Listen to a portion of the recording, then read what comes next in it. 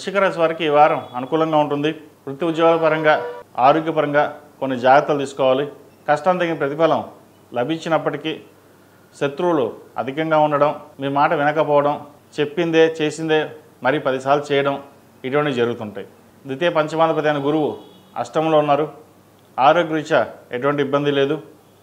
అయితే స్కిన్కి సంబంధించి ఇండైజెషన్ సంబంధించిన చిన్న ఉంటాయి, వాటి విషయంలో జాగ్రత్తలు తీసుకోండి.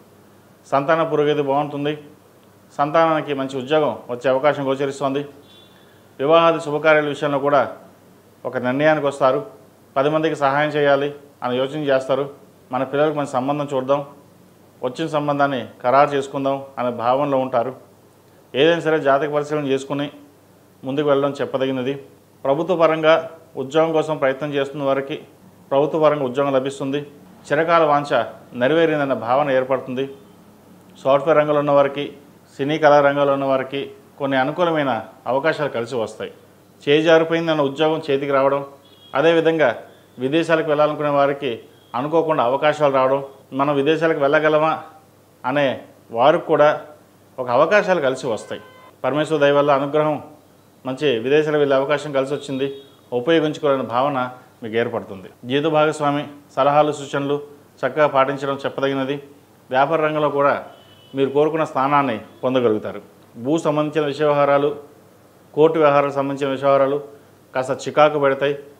స్థిరాస్తులకు సంబంధించిన విషయంలో కూడా కొంచెం చికాకు ఉంటుంది. ఒక స్థిరాస్తిని అమ్మేసి అప్పు తీర్చేద్దాం అనే భావన కూడా ఉంటుంది. ఎందుకంటే మీ మీద ఈర్ష్యాద్వేషాలు ఎక్కువగా ఉన్నాయి. జనాలు బాగా ఎదిగిపోయారు, మీరు బాగా సంపాదించేస్తున్నారు అనే భావన కూడా మీకు ఏర్పడుతుంది. మీ కష్టం ఎవరికీ తెలియదు. మీరు ఎంత కష్టపడుతున్నారో అది ఎవరు చూడరు. ఇల్లు కట్టారు అంతే, కానీ దాన్ని లోన్ పెట్టి కట్టారా, ఏదైనా తాకట్టు పెట్టి కట్టారా, అది ఎవరికి సంబంధం లేదు. ఇటువంటి వాటికి దూరంగా ఉండడం, ప్రతి విషయాన్ని మనసుకు తీసుకోకుండా ఉండడం చెప్పదగిన సూచన. ఈ రాశిలో జన్మించిన విద్యార్థులకు స్టడీస్ మీద చాలా కాన్సన్ట్రేషన్ పెట్టాలి. కష్టే ఫలి అన్నట్టుగా కష్టానికి తగిన ప్రతిఫలం లభిస్తుంది. 4 ఏళ్ళు కష్టపడితే 40 ఏళ్ళు సుఖపడతారు, లేదా 4 ఏళ్ళు సుఖపడితే 40 ఏళ్ళు కష్టపడతారు.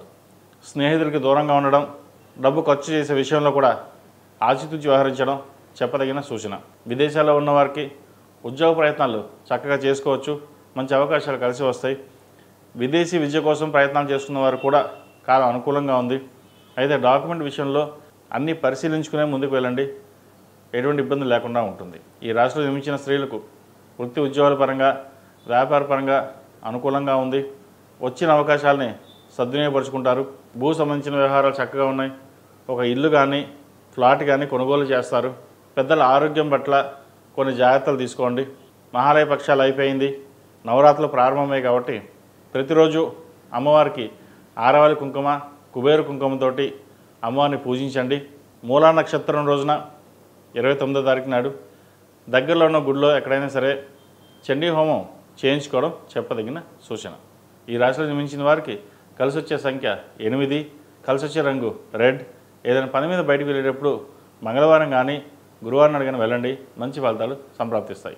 ఈ పూజా స్టోర్.in పసుపు కుంకుమ నుంచి దేవతా విగ్రహాల దాకా అన్ని రకాల పూజలు, వ్రతాలు, వివాహం, గృహప్రవేశం, హోమాది శుభకార్యాలకు కావలసిన పూజా సామాగ్రి అంతా ఒక్క క్లిక్తో మీ ఇంటి వద్దకే.